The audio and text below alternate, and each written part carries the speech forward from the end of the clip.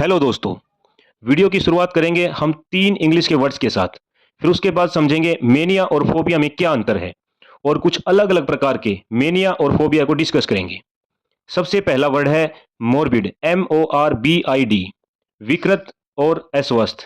N adjective derived from Latin morbidus which means disease, जिसका मतलब है एक बीमारी की तरह, लाइक ए डिजीज, रोग की प्रकृति का। बीइंग सिक ऑफ, कोई चीज ऐसे होना जैसे कोई बीमारी हो। Of the nature of or indicative of disease, pathological conditions. For example, you are really morbid, yes you are. He watched with morbid curiosity.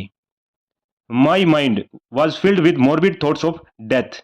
ज्यादातर यह वर्ड कोलोकेशन में यूज होता है। दो वर्ड्स जो एक साथ देखे जाते हैं, जैसे morbid curiosity, morbid fascination, morbid fear, morbid thoughts etcetera. One more example, morbid obesity, मतलब मोटापा इस लेवल पर आ गया है कि बीमारी की तरह। इसका नाउन होगा मोरबिडिटी, हिंदी में रोगग्रस्ता।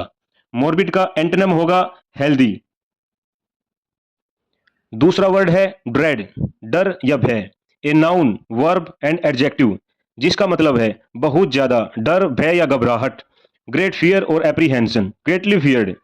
For example, I dread to think what the punishment for breaking for this law will be. I dread to think what my boss will say. If there is one thing I absolutely dread, it's a cold winter. Dread का antonym होगा confidence और confident.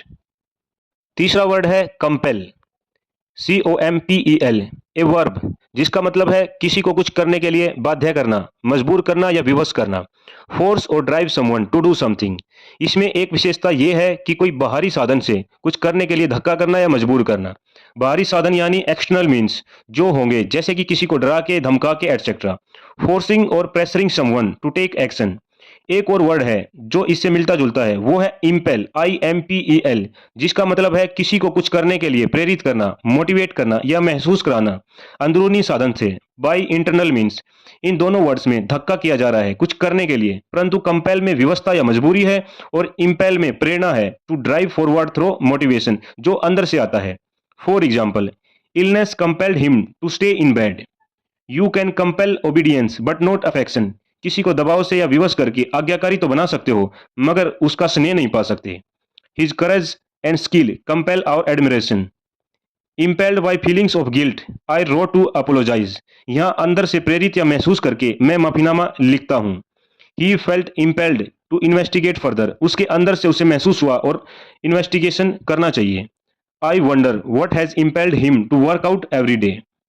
अब compel word का adjective बनता है compulsory, जिसका मतलब है अनिवार्य या आवश्यक, किसी मजबूरी या व्यवस्था से, चाहे वो लॉ हो या कोई रूल। और नाउन बनता है कंपल्सन, जिसका मतलब है मजबूरी, बाध्यता या दबाव में अनिवार्यता।